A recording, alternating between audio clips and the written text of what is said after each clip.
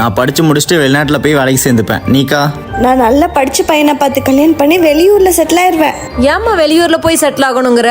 ஏம்மா நீ அம்மா கூடயும் ஒத்தாசையா இருக்க மாட்டியா? அம்மா என் கல்யாணத்துக்கு அப்புறம் ரொம்ப தூரம் டிராவல் பண்ணி வந்து உங்களை பார்க்கணுமா?